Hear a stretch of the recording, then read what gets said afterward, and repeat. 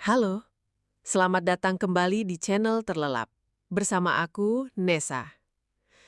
Senang sekali kamu kembali bergabung bersamaku dalam perjalanan menjelajahi isi planet yang kita tinggali ini.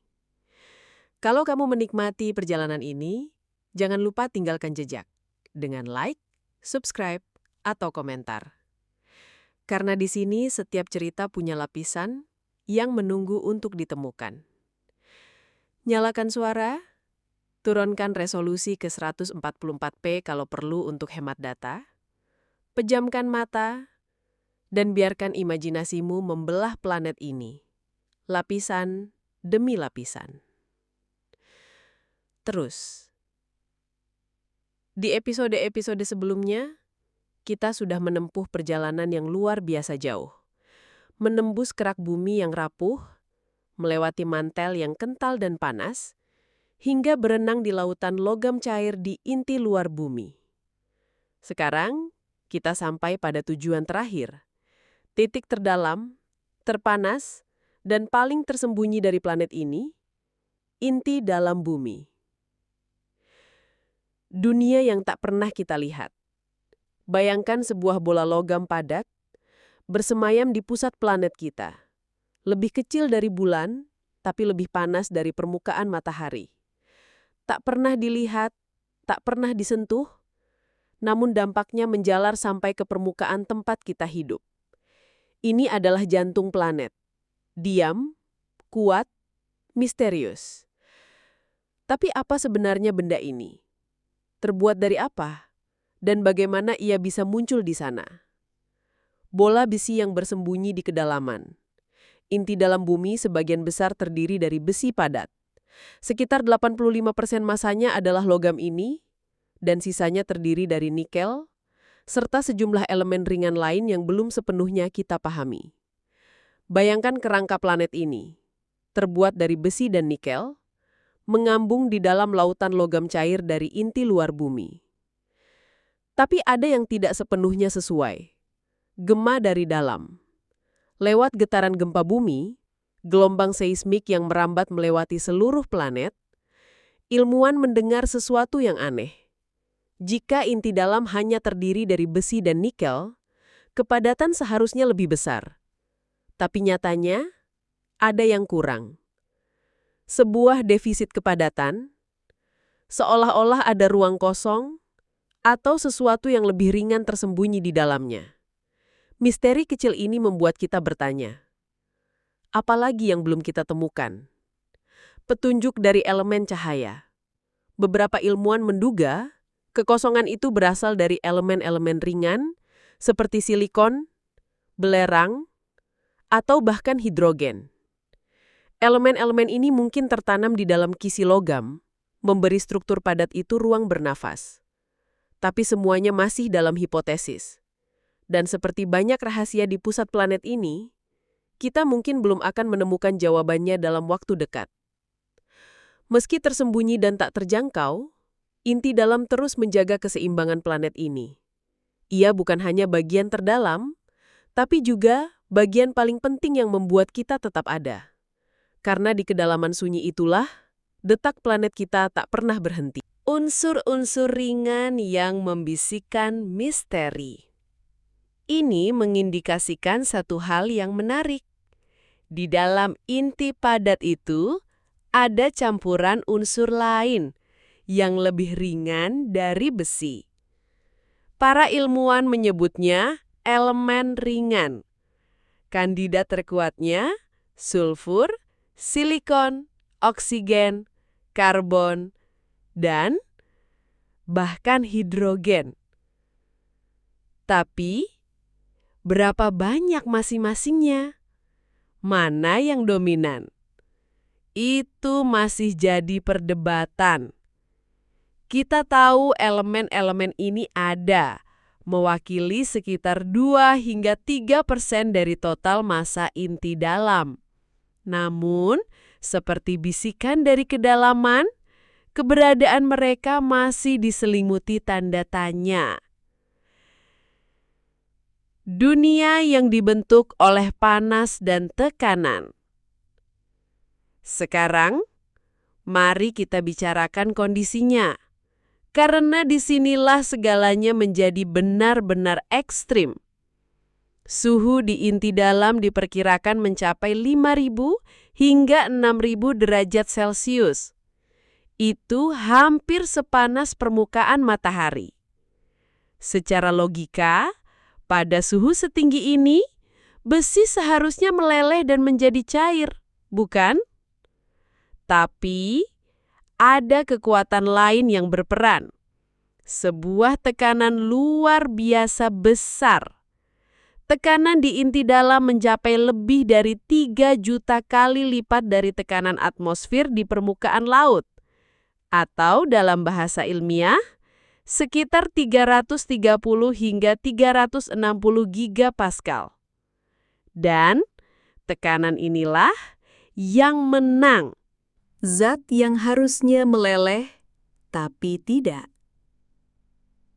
Tekanan tersebut menekan atom-atom besi dan nikel sedemikian rapat, hingga mereka tidak bisa bergerak bebas. Mereka terkunci dalam formasi kristal yang padat. Dan disitulah keajaiban fisika terjadi. Besi yang seharusnya mencair justru tetap padat. Karena suhu bukan satu-satunya penentu. Tekanan juga memegang kendali. Fenomena ini disebut peningkatan titik leleh akibat tekanan. Dan inti dalam bumi adalah panggung alami paling ekstrim untuk prinsip dasar ini. Sebagai gambaran, bola padat ini memiliki diameter sekitar 2.440 km. Itu setara dengan 70% dari radius bulan. Ia bukan hanya titik kecil di tengah planet. Ia adalah jantung yang besar, panas, dan tak tergoyahkan. Proses yang terus berlangsung. Jadi, sekarang kita tahu, di kedalaman bumi ada bola besi padat yang sangat panas. Tapi pertanyaan selanjutnya muncul. Bagaimana inti dalam ini terbentuk? Dan yang lebih menarik lagi, apakah ia masih tumbuh hingga hari ini? Inti yang terus membeku. Jawabannya adalah iya. Inti dalam terus tumbuh. Tapi ia tumbuh sangat perlahan, dalam skala waktu yang hanya bisa dipahami oleh planet. Proses pertumbuhan ini disebut kristalisasi. Bayangkan inti luar, lautan logam cair panas. Dan di dalamnya, bola padat inti dalam yang seperti pulau di tengah samudra. Seiring waktu berjalan, planet ini perlahan mendingin. Dan besi cair yang berada paling bawah, tepat di perbatasan antara inti luar dan inti dalam, mulai kehilangan panasnya. Saat suhu cukup rendah, besi cair itu membeku. Ia berubah dari cair menjadi padat dan menempel ke permukaan inti dalam. Inilah proses kristalisasi. Satu tetes demi satu tetes, inti dalam membeku dari luar ke dalam. Bertumbuh dalam diam. Tapi bukan hanya bentuk yang berubah. Saat besi cair menjadi padat, ia melepaskan energi panas, yang disebut panas laten. Panas ini tidak hanya hilang begitu saja. Ia memanaskan kembali bagian atas inti luar, menggerakkan aliran cairan logam yang terus berputar dan bergejolak. Dan dari gerakan itulah medan magnet bumi lahir. Sebuah perisai tak terlihat yang melindungi kita semua. Nantikan ini di segmen berikutnya. Namun, di balik proses indah ini, terdapat sebuah teka-teki ilmiah. Namanya paradoks nukleasi inti dalam. Teka-tekinya begini. Jika inti dalam mulai membeku karena bumi mendingin, maka harus ada satu momen pertama ketika kristal pertama dari inti padat itu muncul. Tapi, berdasarkan perhitungan suhu dan tekanan, kondisi itu seharusnya belum cukup terjadi hingga jauh lebih lambat dari usia bumi saat ini. Lalu, bagaimana mungkin inti dalam sudah ada sekarang? Inilah misteri yang belum terpecahkan sepenuhnya. Seakan-akan inti dalam ini lahir lebih cepat dari yang seharusnya. Sebuah paradoks. Sebuah pertanyaan yang menggantung di jantung bumi. Istilah nukleasi mengacu pada satu momen penting, proses terbentuknya benih kristal pertama. Agar cairan bisa mulai membeku, atom-atomnya harus berkumpul rapat, membentuk sebuah inti kecil yang stabil. Itulah titik awal dari pembekuan. Itulah nukleus pertama dari inti dalam. Tapi disinilah letak keanehannya. Menurut teori klasik, untuk memulai nukleasi besi di dalam inti bumi, diperlukan suhu yang jauh di bawah titik bekunya. Sebuah kondisi yang disebut supercooling. Artinya, cairan harus super dingin, jauh lebih dingin dari suhu beku normal, agar atom-atomnya mau menyatu menjadi kristal padat. Model awal memperkirakan, inti bumi harus mengalami supercooling hingga 1000 derajat Celcius di bawah titik lelehnya. Tapi, itu tidak masuk akal. Model evolusi termal bumi menunjukkan, bahkan di masa paling awal, inti bumi tidak pernah sedingin itu. Lalu, bagaimana bisa inti dalam memulai proses pembekuannya? Jika syarat untuk memulai kristalisasi tak pernah terjadi, bagaimana ia bisa terbentuk? Itulah paradoks nukleasi inti dalam. Baru-baru ini, para ilmuwan menemukan sebuah jawaban, sebuah solusi yang indah dalam kesederhanaannya, mekanisme nukleasi 2 tahap. Idenya begini, besi yang berada di bawah tekanan luar biasa tinggi, seperti yang terjadi di inti dalam, ternyata bisa memiliki beberapa bentuk kristal yang berbeda. Dan tidak semua bentuk itu stabil. Struktur yang paling stabil di inti dalam disebut HCP, Hexagonal Close Pack, sebuah formasi atom yang rapat, kuat, dan tahan tekanan tinggi.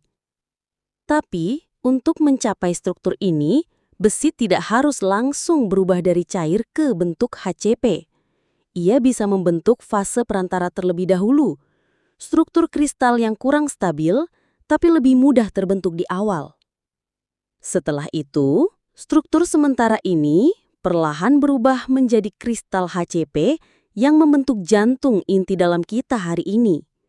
Sebuah proses bertahap, perlahan, hingga akhirnya inti bumi menemukan bentuk sejatinya. Dan seperti itulah, di kedalaman yang tak pernah kita lihat, kristal-kristal pertama dari jantung planet ini lahir dari tekanan, panas, dan keajaiban fisika atom.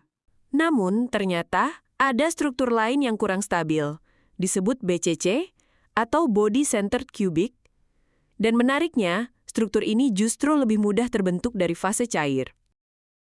Artinya, proses kristalisasi tidak terjadi dalam satu langkah. Besi cair tidak langsung membeku menjadi struktur HCB yang stabil.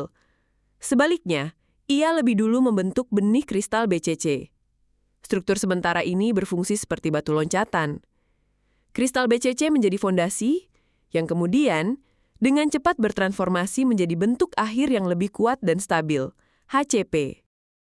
Proses 2 tahap inilah yang berhasil memecahkan paradoks nukleasi. Karena dengan mekanisme ini, bumi tidak perlu mengalami pendinginan ekstrim untuk memulai pembentukan inti dalam.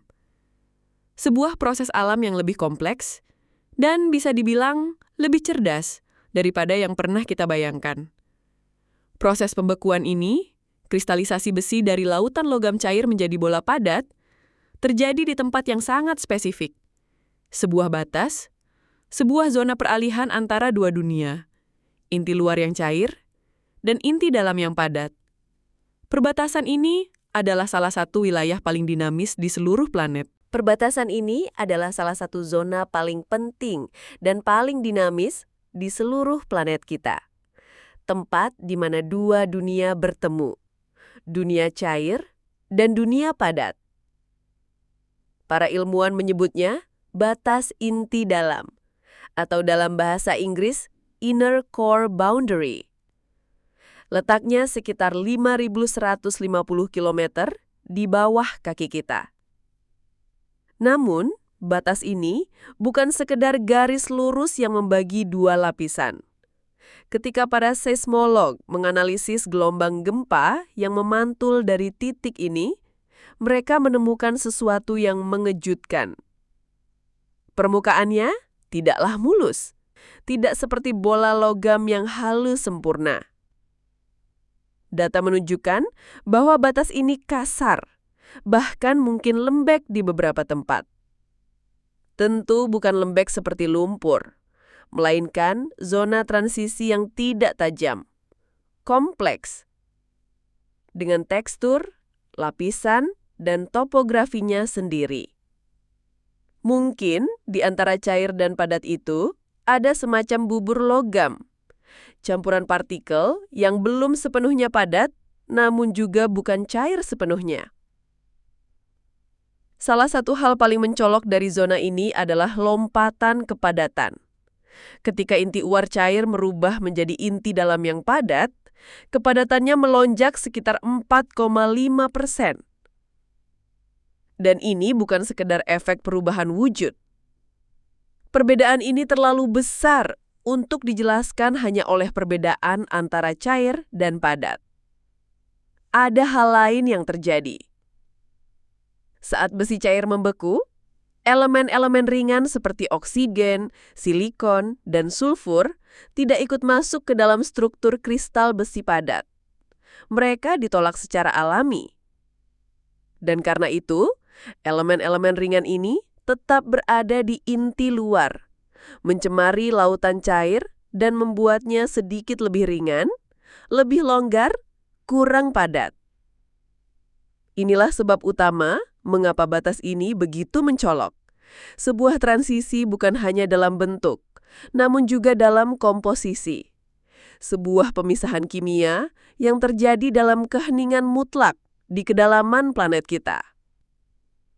Jadi, ICB bukanlah batas yang statis. Ia adalah zona yang sangat aktif secara kimiawi dan dinamis, tempat terjadinya proses pemandatan, pemisahan unsur, dan pertukaran energi secara terus-menerus.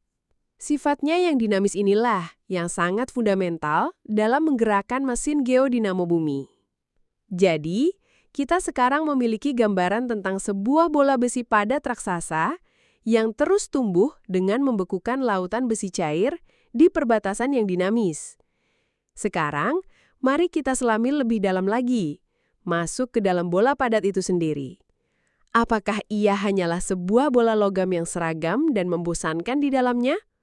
Ternyata sama sekali tidak. Inti dalam menyimpan sebuah karakteristik yang sangat unik yang menjadi kunci untuk memahami sejarah dan dinamikanya. Karakteristik ini dikenal sebagai anisotropi seismik. Kedengarannya rumit, tapi konsepnya sebenarnya cukup sederhana. Bagian 2.1, fenomena anisotropi, sifat aneh gelombang seismik. Anisotropi adalah sebuah istilah untuk menggambarkan material yang propertinya berbeda tergantung pada arah pengukurannya. Bayangkan sepotong kayu. Anda tahu bahwa kayu jauh lebih mudah dibelah jika Anda mengikuti arah seratnya, dan sangat sulit jika Anda mencoba memotongnya melawan serat. Itulah anisotropi. Sifat kekuatannya bergantung pada arah. Kebalikannya adalah isotropi, di mana sebuah material memiliki sifat yang sama ke segala arah. Contohnya seperti bola kaca atau segelas air, Tidak ada arah yang lebih mudah atau lebih cepat. Nah, inti dalam bumi ternyata sangat-sangat unik. Ia memiliki sifat yang disebut anisotropi. Apa artinya? Itu berarti gelombang merambat dengan kecepatan berbeda, tergantung dari arah mana ia melintas. Dan sekali lagi, jawabannya datang dari para pahlawan tanpa tanda jasa dalam penjelajahan ke dalam bumi. Gelombang seismik. Para ilmuwan menemukan sebuah pola aneh, tapi sangat konsisten. Gelombang kompresional atau gelombang P merambat lebih cepat jika bergerak sejajar dengan sumbu rotasi bumi, yaitu dari kutub ke kutub, dibandingkan jika ia melintas secara horizontal di sekitar khatulistiwa. Perbedaannya sekitar 3%. Terdengar kecil? Mungkin, tapi dalam skala planet, itu berarti perbedaan waktu hingga 6 detik untuk gelombang yang menempuh ribuan kilometer. Bayangkan dua pelari, hanya sedikit berbeda kecepatannya, tapi berlari mengelilingi bola raksasa. Mereka akan mencapai garis akhir dengan selisih yang sangat terasa. Penting untuk dicatat, perbedaan ini bukan karena bentuk inti dalam yang lonjong atau pipih. Bukan pula karena gangguan dari lapisan luar. Melainkan karena sifat material itu sendiri. Sesuatu di dalam inti dalam membuat satu arah menjadi semacam jalan tol bagi gelombang seismik. Sementara arah lainnya terasa seperti jalan biasa. Inilah yang disebut anisotropi seismik. Dan fenomena ini adalah salah satu penemuan geofisika paling mendasar tentang jantung planet kita. Karena kita tidak bisa mengebor ke sana, kita tidak bisa melihatnya langsung. Anisotropi inilah yang menjadi mata kita. Petunjuk samar, tapi pasti, tentang dunia tersembunyi jauh di dalam bumi. Lalu pertanyaannya, mengapa ini bisa terjadi? Apa yang menyebabkan sifat aneh ini? Jawabannya, tersembunyi dalam sesuatu yang sangat kecil, namun jumlahnya tak terhingga.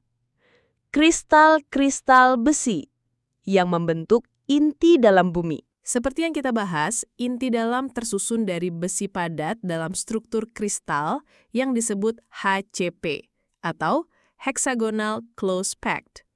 Dan ternyata, kristal HCP ini secara alami bersifat anisotropik.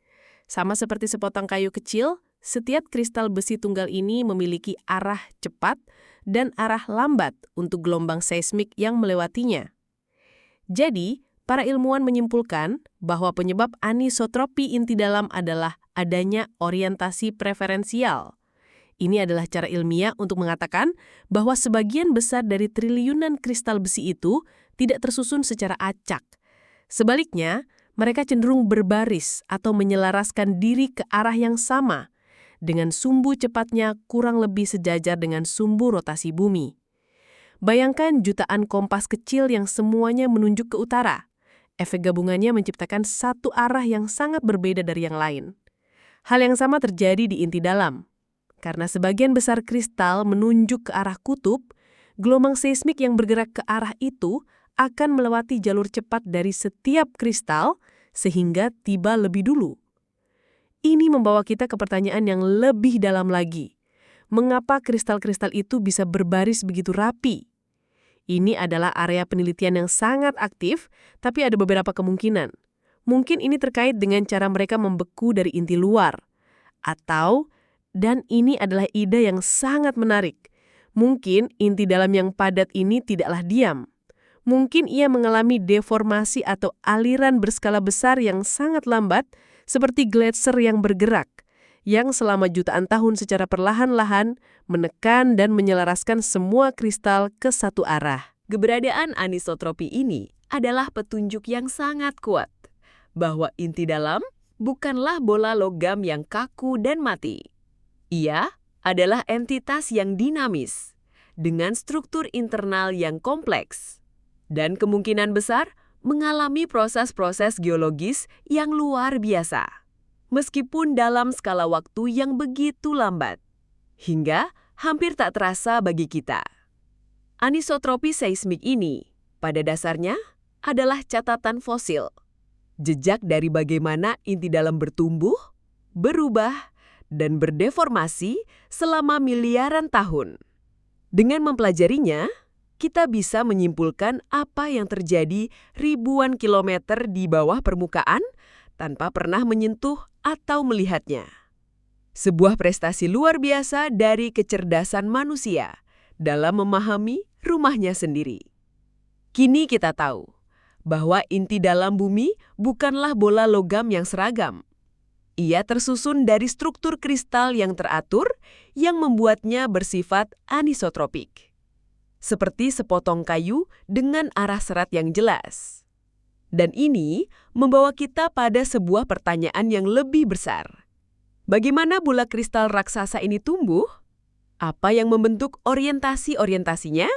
Dan yang lebih penting, apa dampaknya bagi semua kehidupan di permukaan? Ternyata, sejarah pertumbuhan inti dalam bukanlah sebuah cerita yang berjalan mulus dan seragam. Model-model terbaru menunjukkan bahwa pertumbuhannya kemungkinan besar terjadi dalam dua fase yang sangat berbeda. Fase pertama adalah sebuah sprint awal, periode pembekuan yang sangat cepat. Dan setelah itu, ia memasuki maraton panjang yang berjalan lambat tapi stabil. Ingat paradoks nukleasi yang kita bahas sebelumnya? Momen sulit ketika inti dalam membutuhkan kondisi super dingin agar benih kristalnya bisa terbentuk? Nah, begitu benih pertama itu berhasil muncul, segalanya berubah. Kristalisasi menjadi jauh lebih mudah. Permukaan awal inti dalam tumbuh cepat, menghisap logam cair di sekitarnya, dan membentuk bola padat dalam waktu geologis yang singkat. Ia berada di tengah lautan besi cair yang sangat panas menurut kita, tapi sangat dingin menurut standarnya. Dan karena perbedaan suhu ini begitu besar, pembekuan terjadi dengan sangat cepat, bahkan cenderung eksplosif. Proses ini tidak menciptakan bola logam yang halus. Sebaliknya, yang terbentuk adalah sesuatu yang disebut pertumbuhan dendritik. Kata dendritik berasal dari bahasa Yunani, yang berarti pohon. Bayangkan kristal-kristal besi yang tumbuh bercabang seperti ranting-ranting pohon, atau seperti pola embun beku di kaca jendela pada pagi musim dingin. Pertumbuhan yang cepat dan bercabang ini bisa memerangkap kantong-kantong kecil dari besi cair yang tetap tersegel di antara struktur padat. Para ilmuwan menyebutnya inklusi cairan.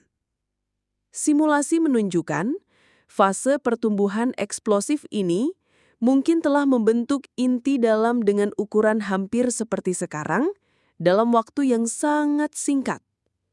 Bukan dalam jutaan tahun, tapi hanya dalam kurang dari 1 tahun, atau bahkan dalam hitungan jam.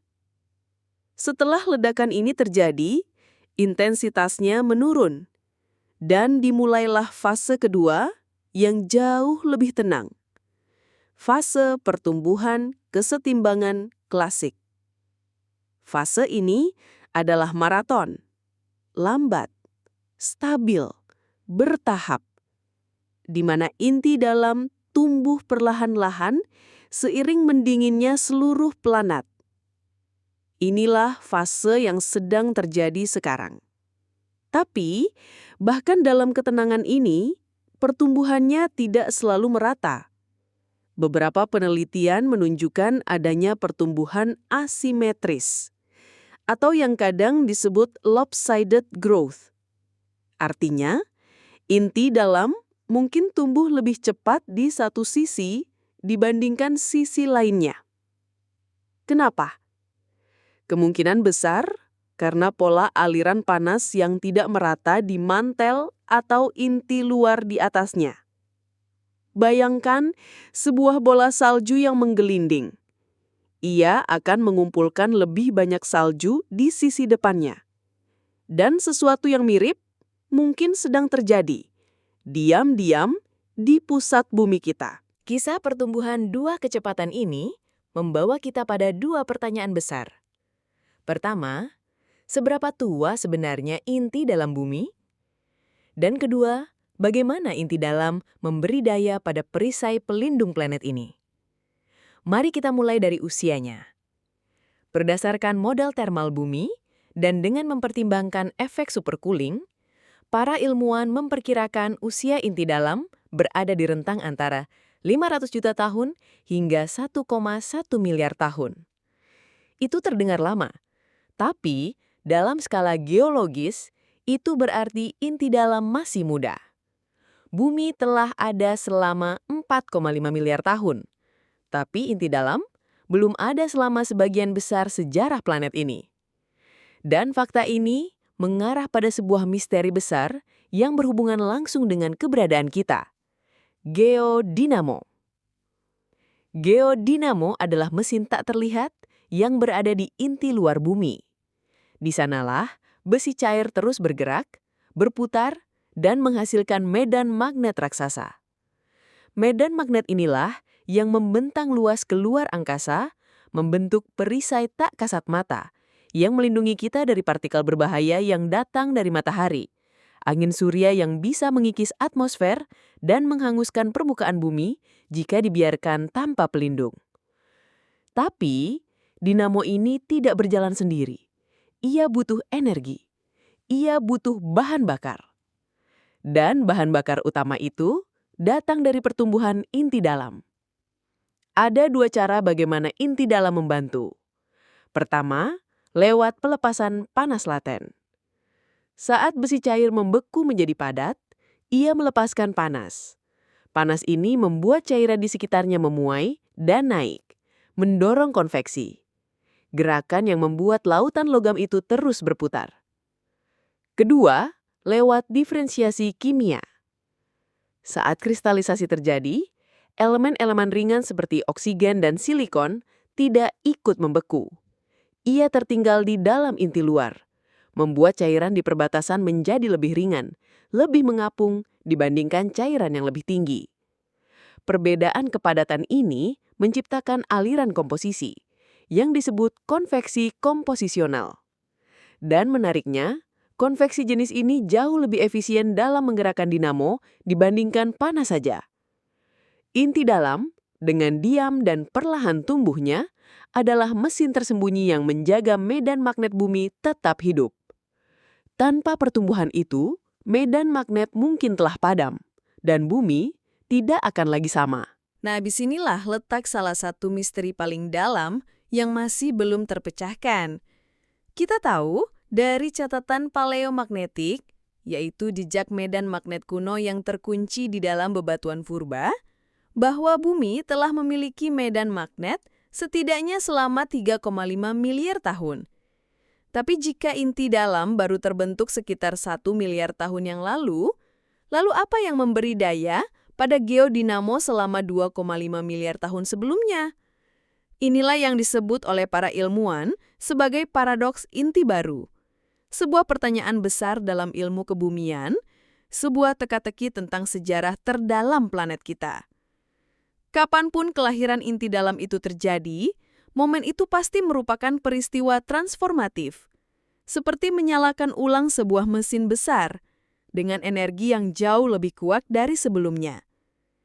Jika fase pertumbuhan awal inti dalam memang secepat yang diprediksi oleh simulasi, maka kita bisa membayangkan sebuah lonjakan besar dalam kekuatan medan magnet. Sebuah ledakan energi diam-diam yang meninggalkan jejaknya di lapisan-lapisan batuan kuno.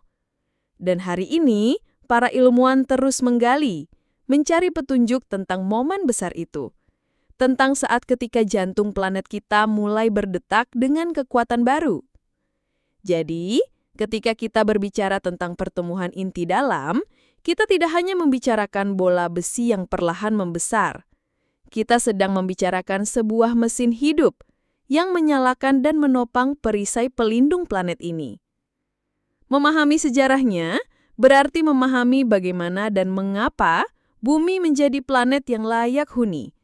Sebuah dunia yang terlindungi, tempat di mana kehidupan bisa berkembang. Jadi kini, kita tiba pada sebuah pemahaman yang sangat krusial. Bahwa pertumbuhan inti dalam sebuah proses senyap jauh di bawah kaki kita adalah mesin utama yang menghidupkan geodinamo bumi, perisai magnetik pelindung kita. Tapi, pertanyaannya adalah, bagaimana bisa? Bagaimana pembekuan sebutir bola besi di tengah planet yang gelap dan padat dapat menghasilkan medan energi raksasa yang membentang jauh keluar angkasa? Jawabannya terletak pada dua sumber energi mendasar yang dilepaskan setiap kali inti dalam bertumbuh. Yang pertama adalah panas laten. Setiap tetes logam cair yang berubah menjadi padat melepaskan semburan panas. Panas ini menyentuh cairan di sekitarnya, membuatnya sedikit lebih ringan dan mulai naik ke atas. Proses ini menciptakan konveksi termal. Seperti air mendidih di dalam panci, logam cair di inti luar pun berputar, bergerak, beraduk. Tapi itu baru permulaan. Sumber energi yang jauh lebih kuat dan jauh lebih efisien adalah sesuatu yang lebih halus. Sesuatu yang disebut diferensiasi kimia. Saat besi membeku menjadi kristal padat, elemen-elemen ringan seperti oksigen dan silikon tidak ikut masuk ke dalam struktur itu. Mereka ditolak, dibuang keluar. Dan cairan di atas inti dalam menjadi kaya akan unsur-unsur ringan ini. Lebih ringan secara kimiawi, lebih mudah naik. Maka terciptalah arus vertikal, bukan karena panas, tetapi karena komposisi. Inilah yang disebut konveksi komposisional. Dan inilah yang diyakini para ilmuwan sebagai pendorong utama geodinamo saat ini. Karena energi yang terlibat bukan hanya panas, tetapi juga energi gravitasi yang dilepaskan setiap kali materi padat tenggelam ke pusat bumi dan materi ringan naik ke atas. Energi ini hampir seluruhnya diubah menjadi gerakan. Dan gerakan itu adalah denyut yang membangkitkan medan magnet. Dengan kata lain, inti dalam yang membeku bukan hanya benda diam yang membesar. Ia adalah jantung yang memompa medan pelindung ke seluruh tubuh planet kita. Tapi ingat kembali, paradoks yang sejak tadi menghantui kita. Medan magnet bumi sudah ada setidaknya selama 3,5 miliar tahun. Sementara inti dalam mungkin baru terbentuk sekitar 1 miliar tahun yang lalu. Lalu, apa yang memberi daya pada dinamo selama 2,5 miliar tahun sebelumnya? Disinilah muncul sebuah ide baru. Sebuah kemungkinan yang sangat menarik, yang mungkin saja menjadi kunci jawaban dari teka-teki ini. Namanya presipitasi magnesium. Presipitasi di sini berarti proses di mana mineral padat mengendap atau mengkristal dari dalam cairan. Dalam konteks inti bumi, model-model terbaru menunjukkan bahwa saat inti luar perlahan mendingin, mineral yang mengandung magnesium dan silikat mungkin mulai mengkristal langsung di dalam lautan besi cair itu. Dan inilah bagian yang paling mengejutkan. Kristal-kristal magnesium ini sangat ringan. Alih-alih tenggelam, mereka justru naik ke atas. Bayangkan, seperti salju yang turun, tapi ke atas.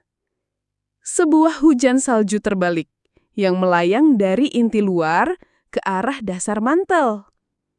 Gerakan salju ini menciptakan konveksi yang sangat kuat.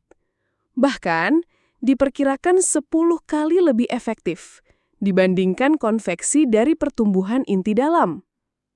Mekanisme ini berpotensi mampu menjaga geodinamo tetap aktif selama miliaran tahun, bahkan sebelum inti dalam lahir. Dan mungkin inilah solusi dari paradoks inti baru. Sebuah proses alami yang halus, tapi sangat kuat, yang membantu menjaga medan magnet tetap hidup dan bumi tetap terlindungi. Baik itu dari panas laten, dari diferensiasi kimia, ataupun dari presipitasi magnesium. Semuanya memiliki satu hasil akhir, yaitu mereka menciptakan sesuatu yang sangat penting. Daya apung, atau dalam istilah ilmiahnya, buoyancy. Daya apung inilah yang membuat logam cair terus bergerak, berputar, dan berkonveksi. Dan gerakan itulah yang memutar dinamo besar di pusat planet kita. Daya apung adalah kecenderungan alam di mana sesuatu yang ringan atau panas akan naik ke atas, sementara yang berat atau dingin akan tenggelam ke bawah. Dan dari prinsip sederhana ini, lahirlah sebuah gerakan yang terus berlangsung di lautan besi cair yang tersembunyi jauh di bawah kaki kita. Sirkulasi. Namun gerakan ini bukan sekedar naik turun biasa. Bukan hanya seperti mendidih di dalam panci. Karena di bumi, ada satu kekuatan lain yang ikut bermain. Satu kekuatan yang sering kita lupakan. Rotasi. Planet kita berputar, terus-menerus, tanpa henti.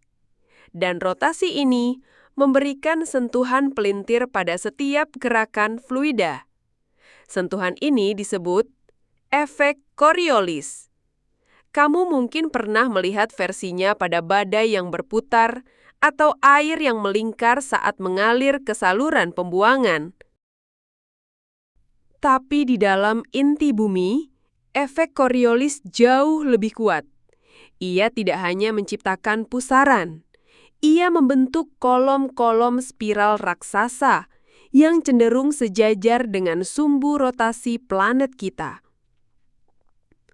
Lautan besi cair di inti luar tidak hanya mendidih, ia menari dalam pola spiral, dalam arus turbulen yang kompleks, tapi sangat terorganisir. Dan inilah inti dari semua ini. Inilah jantung geodinamo. Gerakan fluida yang konduktif secara elektrik, berputar dan berpola, saat berinteraksi dengan medan magnet yang sudah ada, akan menciptakan arus listrik. Dan arus itu menghasilkan medan magnet baru. Siklus ini terus berulang. Memperkuat dirinya sendiri, mandiri, stabil, seolah-olah planet ini menjaga dirinya sendiri dengan kekuatan dari dalam. Inti dalam memicu gerakan ini dengan energi dari kristalisasi. Rotasi bumi mengatur arah dan bentuk gerakannya. Dan konduktivitas besi cair mengubah semua itu menjadi listrik. Dan listrik itu adalah perisai magnetik planet kita. Tak kasat mata, tapi sangat nyata. Melindungi segalanya, dari awan hingga samudra, dari kutub hingga khatulistiwa. Sebuah pelindung yang lahir dari kedalaman. Ini adalah sebuah simfoni fisika yang luar biasa, di mana proses-proses di skala atom, seperti kristal besi yang perlahan membeku, berpadu dengan mekanika skala planet untuk menciptakan sesuatu yang begitu megah. Perisai kehidupan. Medan magnet bumi. Kita telah melukiskan gambaran tentang inti dalam sebagai bola kristal raksasa yang tumbuh, yang memiliki struktur seperti serat, searah, dan teratur. Tapi kini, pertanyaannya berubah. Apakah bola ini benar-benar seragam? Apakah seratnya searah dari tepi hingga pusat? Untuk waktu yang lama, para ilmuwan percaya jawabannya ya. Namun dalam dekade terakhir, data seismik terbaru mengguncang keyakinan itu dan mengungkap sesuatu yang jauh lebih dalam. Ternyata, inti dalam itu sendiri juga memiliki lapisan. Seperti boneka Matryoshka dari Rusia, di dalam inti dalam ada inti yang lebih dalam lagi. Sebuah dunia di dalam dunia. Dengan ketelitian luar biasa, para ilmuwan menemukan bukti adanya dua zona berbeda. Zona pertama adalah bagian yang lebih besar, tempat serat kristal tampak jelas yang anisotropiknya sudah kita bahas sebelumnya. Tapi tepat di tengah, bersemayam sebuah bola kecil dengan radius sekitar 300 km saja. Sebuah inti di dalam inti dalam. Namanya inti dalam terdalam. Dalam bahasa ilmiah, innermost inner core. Ia hanya mencakup 0,01% dari total volume bumi. Sangat kecil. Tapi kehadirannya telah menantang semua teori tentang bagaimana jantung planet ini terbentuk. Karena struktur di dalam bagian terdalam ini berbeda. Serat kristalnya mungkin tidak sejajar, mungkin menyilang, atau bahkan menyimpan sejarah yang jauh lebih kuno. Apa yang tersembunyi di sana masih menjadi misteri. Tapi satu hal yang pasti, semakin kita masuk ke dalam, semakin banyak keajaiban yang kita temukan. Bumi bukan hanya batuan dan besi. Ia adalah arsip hidup yang merekam setiap detik dari perjalanan 4,5 miliar tahun. Dan di pusatnya, di titik yang paling sunyi dan tersembunyi, ada sebuah inti di dalam inti yang mungkin menyimpan rahasia terbesar dari semuanya. Lalu, apa yang membuat inti dalam terdalam ini begitu berbeda? Perbedaan paling mencolok dan juga paling membingungkan terletak pada satu hal kecil yang diamati dari sangat jauh, yaitu orientasi kristalnya. Di bagian luar dari inti dalam yang telah kita kenal sebelumnya, serat kristalnya selaras dengan sumbu rotasi bumi. Gelombang seismik bergerak lebih cepat dari kutub ke kutub, seperti menelusuri batang kayu yang seratnya lurus. Tapi di pusat dari pusat, di inti terdalam ini, semuanya berubah. Gelombang seismik tidak lagi berlari dari atas ke bawah. Mereka menembus lebih cepat dalam arah yang miring, sekitar 45 hingga 55 derajat terhadap sumbu rotasi. Bayangkan, kamu sedang memegang balok kayu yang seratnya sejajar. Lalu tepat di tengah, tiba-tiba arah serat itu menyilang diagonal. Sebuah penyimpangan yang menandakan sesuatu yang besar. Dan tidak hanya arah yang berbeda, kristal-kristal di inti terdalam ini juga tampaknya jauh lebih teratur, lebih rapat, dan lebih selaras. Sebagian ilmuwan menyebutnya sebagai zona yang paling murni. Seolah-olah bagian ini dibentuk dengan kehati-hatian di waktu yang sangat berbeda. Perbedaan ini adalah petunjuk yang luar biasa. Ia membisikkan sesuatu tentang masa lalu. Mungkin bagian kecil di tengah ini terbentuk lebih dulu, di sebuah masa yang asing dan sangat ekstrim. Sebuah fase awal ketika inti dalam belum ada, dan benih pertama dari kristalisasi muncul, membentuk bola kecil dalam sebuah sprint geologis. Jika benar, maka inti dalam terdalam ini adalah kapsul waktu. Sebuah fosil dari kelahiran inti dalam bumi, bagian yang pertama kali membeku, yang kini duduk diam di tengah-tengah segalanya, dikelilingi oleh lapisan-lapisan yang lebih muda, yang tumbuh perlahan-lahan setelahnya selama ratusan juta tahun. Ia adalah inti dari inti, dan mungkin satu-satunya saksi bisu dari awal mula detak jantung planet ini. Dengan kata lain, ketika kita mempelajari inti dalam terdalam ini, kita mungkin sedang menatap kembali ke momen kelahiran inti dalam itu sendiri.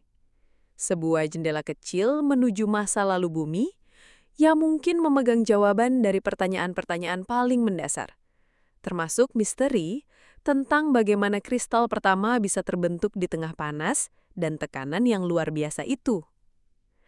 Tapi tentu saja, menatap ke jantung planet tidaklah mudah. Untuk bisa mempelajari inti dalam terdalam, gelombang seismik harus menembus lurus ke bawah, melintas seluruh diameter planet, sebuah perjalanan nyaris vertikal, panjang, dan penuh rintangan. Dan meskipun gelombang ini membawa pesan, ada batasan fisika yang mengaburkan pesan itu. Prinsip ini dikenal sebagai zona Fresnel. Bayangkan seperti mencoba melihat detail halus di balik kaca buram. Kita bisa menangkap bentuk umumnya, tapi tidak bisa melihat garis-garis halus dengan jelas. Itulah tantangan yang dihadapi para ilmuwan. Tapi meskipun sulit, keberadaan inti dalam terdalam ini telah mengubah seluruh cara kita memandang pusat bumi. Bukan lagi sekedar bola padat, melainkan sebuah arsip sejarah geologis. Lapisan demi lapisan yang menyimpan cerita tersembunyi, cerita yang menunggu untuk diungkap oleh mereka yang cukup gigih untuk mendengarkan. Dan sekarang, setelah kita menyusuri perjalanan menuju inti, setelah berbicara tentang suhu yang membakar dan tekanan yang luar biasa, muncul satu pertanyaan besar. Bagaimana kita bisa tahu semua ini? Bagaimana mungkin kita bisa menggambarkan sesuatu yang tidak bisa kita lihat, yang tidak bisa kita sentuh, atau bawa ke permukaan untuk diuji? Jawabannya ada pada kecerdikan manusia, melalui dua alat luar biasa, eksperimen di laboratorium dan simulasi di dunia digital. Dua cara untuk memanggil inti bumi ke dalam ruang dan layar agar bisa kita pahami, meskipun kita tak pernah menginjakan kaki di sana. Menciptakan kembali kondisi di pusat bumi bukanlah tugas yang mudah. Itu seperti mencoba memerah sebutir pasir dengan kekuatan yang cukup untuk mengubah strukturnya, sambil memanaskannya hingga ribuan derajat dalam waktu yang sangat singkat. Tapi, manusia selalu punya cara.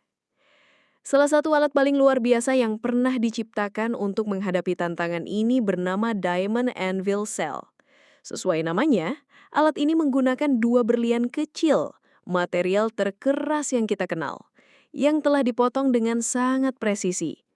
Di antara kedua ujung berlian itu diletakkan sebuah sampel mungil, hanya seukuran sebutir garam. Lalu, kedua berlian itu dipertemukan perlahan, memberikan tekanan yang luar biasa besar, tekanan yang bahkan bisa melebihi tekanan di pusat planet kita. Dan untuk menambahkan suhu, sinar laser ditembakkan langsung ke sampel itu, memanaskannya hingga ribuan derajat Celcius hanya dalam beberapa detik. Dengan alat kecil ini, para ilmuwan berhasil menciptakan sebuah dunia miniatur. Dunia di mana hukum-hukum yang berlaku bukanlah hukum di permukaan, melainkan hukum dari jantung planet. Mereka mengamati bagaimana besi dan logam-logam lain berperilaku di bawah tekanan dan suhu ekstrim. Mereka memastikan bahwa struktur kristal heksagonal atau HCP memang stabil di kondisi seperti itu. Mereka juga mengukur seberapa baik besi menghantarkan panas, seberapa kental cairannya, dan bagaimana ia merespons tekanan yang terus-menerus. Semua ini dilakukan di ruang laboratorium, tapi hasilnya membuka pintu pemahaman ke tempat yang tidak pernah bisa kita kunjungi secara fisik. Dan itu baru separuh dari kisahnya, karena sebagian lainnya terjadi bukan di laboratorium, melainkan di dunia digital. Dari eksperimen-eksperimen tadi, kita mulai melihat pola. Misalnya, kristal besi dengan struktur HCP tidak hanya bersifat anisotropik untuk gelombang seismik, tapi juga untuk aliran panas. Itu artinya, panas bisa mengalir lebih cepat ke satu arah daripada arah lainnya. Sebuah detail kecil yang bisa berdampak besar pada bagaimana inti bumi bergerak, berubah, dan memberi daya pada medan magnet kita. Namun, tidak semua hal bisa kita ukur dengan alat di dunia nyata. Mengamati perilaku logam cair, misalnya, pada tekanan setinggi inti dalam, masih berada di luar jangkauan teknologi saat ini. Dan disinilah kita beralih ke tempat yang bahkan lebih futuristik, laboratorium virtual. Salah satu teknik paling canggih yang digunakan para ilmuwan modern adalah simulasi ab initio, sebuah istilah Latin yang berarti dari awal atau dari prinsip pertama. Bayangkan sebuah dunia digital yang tidak terlihat, tempat di mana atom-atom besi, nikel, dan elemen dengan lainnya disusun oleh kode bukan tangan. Dan kemudian, hukum-hukum fisika kuantum dijalankan pada mereka, seolah-olah mereka benar-benar ada. Superkomputer menghitung gaya antar atom, memprediksi bagaimana mereka bergerak, membeku, atau bergetar di bawah tekanan dan suhu seperti di pusat planet kita. Tak ada eksperimen, tak ada laboratorium fisik, hanya teori dan kekuatan matematika. Namun, hasilnya bisa setepat pengamatan nyata. Dengan simulasi ini, para ilmuwan bisa menjawab pertanyaan-pertanyaan yang belum bisa disentuh oleh tangan atau alat, seperti bagaimana inti bumi memulai kristalisasinya, apa struktur atom paling stabil di kedalaman ekstrim itu, dan seberapa cepat panas bisa menjalar keluar dari pusat planet. Semua ini adalah upaya manusia untuk mengintip bagian paling tersembunyi dari rumah kita, bukan dengan menggali, tapi dengan berpikir. Dan ternyata, simulasi ini bukan hanya teori di atas kertas.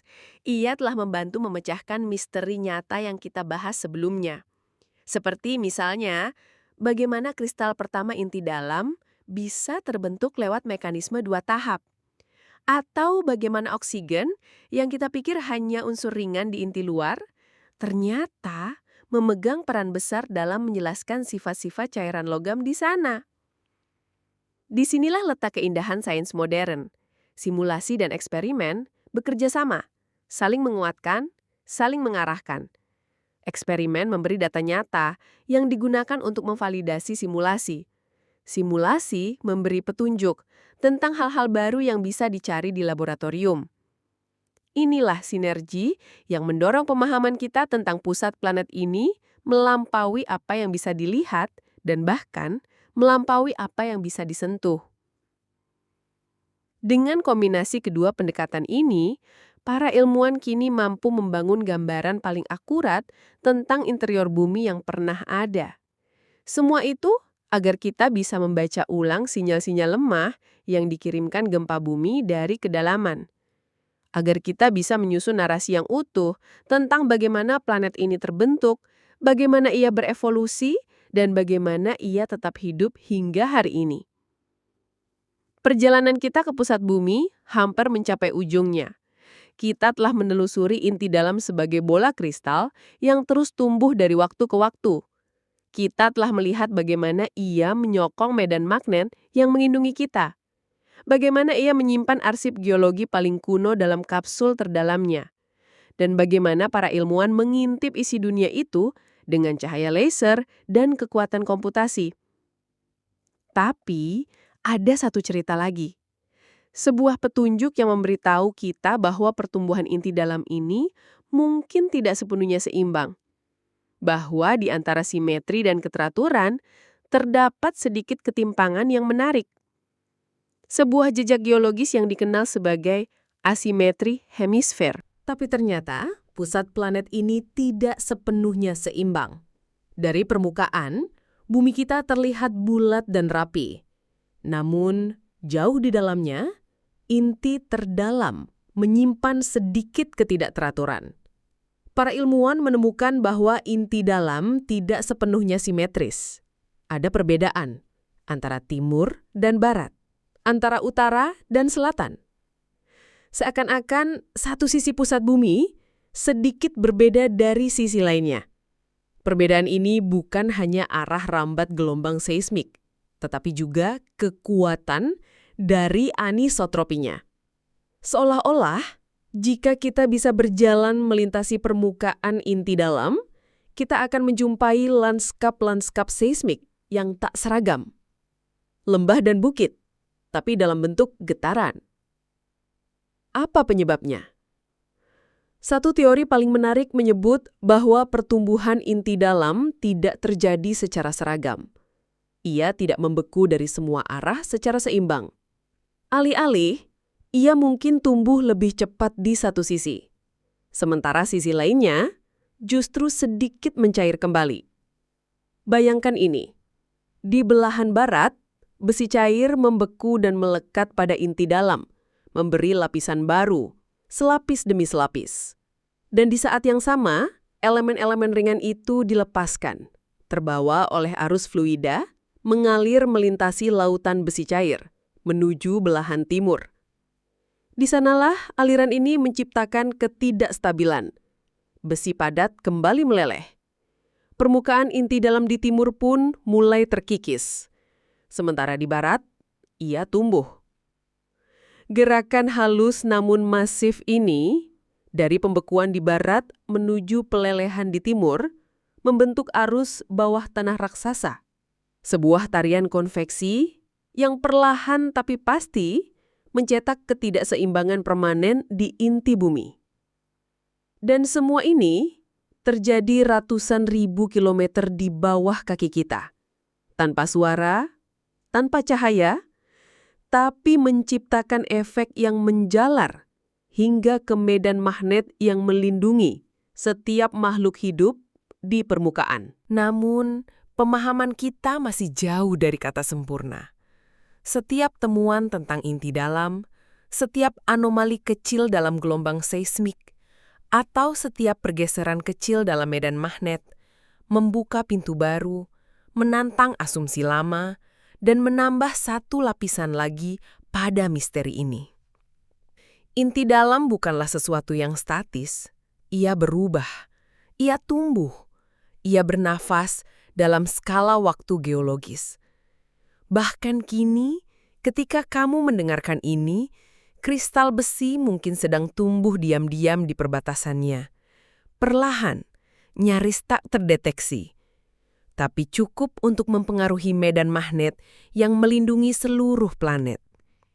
Dan di balik semua kompleksitas ini, ada satu hal yang sangat manusiawi. Keingintahuan. Keingintahuan untuk memahami dunia bukan hanya yang ada di atas permukaan, tapi yang ada ribuan kilometer di bawah kaki kita. Mungkin inti dalam bumi adalah simbol dari sesuatu yang lebih besar. Tentang bagaimana bahkan tempat yang paling sunyi, paling tersembunyi, bisa memiliki peran terbesar dalam menjaga keseimbangan kehidupan. Ia adalah bola padat yang terdiri dari besi dan nikel, dengan sedikit campuran elemen ringan yang masih menjadi misteri. Ia tetap padat di bawah suhu sepanas matahari karena tekanan yang tak terbayangkan.